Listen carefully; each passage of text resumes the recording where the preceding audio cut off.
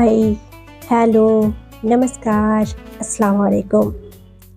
आज हम अपने इस प्रोग्राम में कुरान के संख्यात्मक चमत्कार के बारे में जानेंगे। मेरी जितनी शोध है, थोड़ी बहुत मैंने कुरान में जो संख्यात्मक चीज़ें देखी है, मेरे इल्म के दायरे में जो आया, उसको मैं चाहूँगी कि आपको भी बताऊँ। हो सकता है मेरे शोध में कुछ त्रुटि हो, इंसान हो, गलती हो सकती है, तो उन सारी चीज़ों को मैं नज़रअंदाज करने की गुजारिश करते हुए चलिए शुरू करते हैं। इस्लाम के पवित्र ग्रंथ कुरान को न केवल एक आध्यात्मिक और धार्मिक ग्रंथ माना जाता है, बल्कि यह वैज्ञानिक और संख्यात्मक चमत्कारों का भी एक अद्भुत संग्रह है। इसकी हर आयत में एक गहराई, अर्थ और व्यवस्था छिपी हुई है, जो इसे मानव रचना से अलग साबित करती है। कुरान के संख्यात्मक चमत्कार इस बात का प्रमाण है कि यह अल्लाह यानी ईश्वर यानी भगवान की ओर से भेजा गया एक दिव्य संदेश है।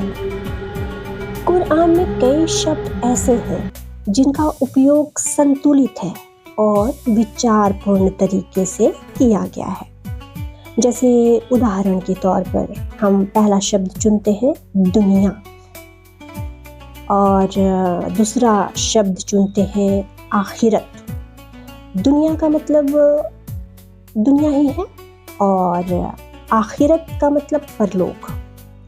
दोनों का जो उल्लेख है कुरान मजीद में समान रूप से 115 बार हुआ है।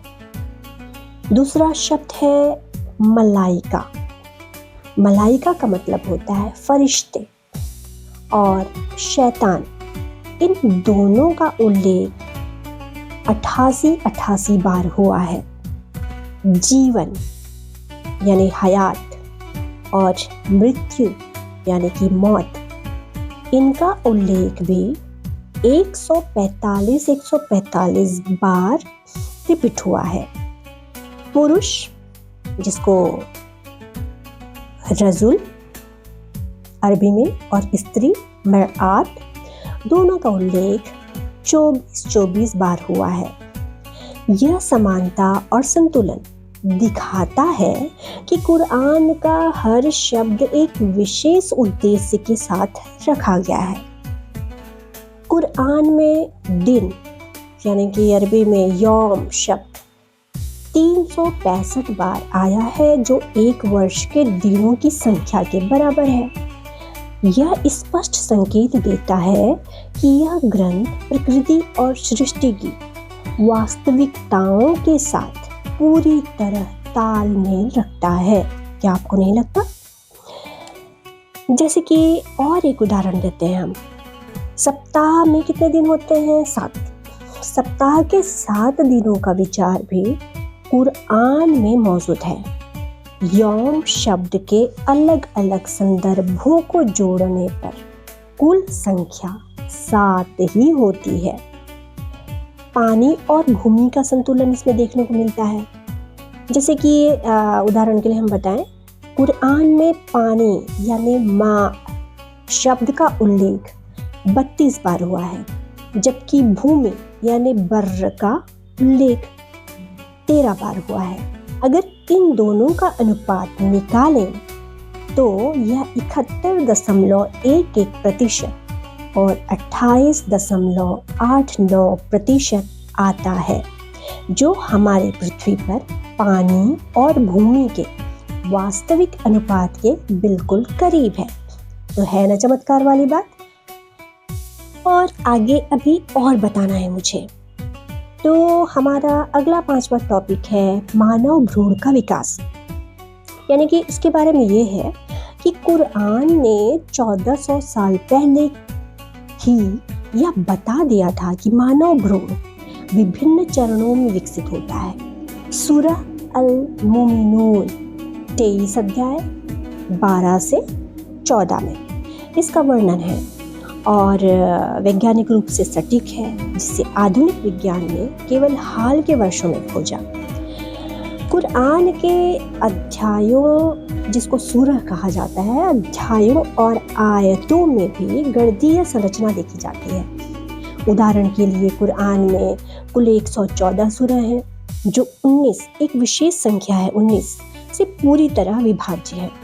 कई विद्वानों का मानना है कि 19 की संख्या कुरान की संरचना में एक महत्वपूर्ण भूमिका भी निभाती है। अगला उदाहरण देख लेते हैं, सूरज और चंद्रमा की गति को लेकर। सूरह यासीन यानी कि अध्याय 36 के वर्ड्स नंबर 39 to 40 में बताया गया है कि सूरज और चंद्रमा एक निर्धारित कक्षा में घूमते हैं। आधुनिक खगोल शास्त्र ने इस बात को प्रमाणित किया है कि हर खगोलीय पिंड अपनी कक्षा में घूमता है। तो अब क्या कहना है जी आपका?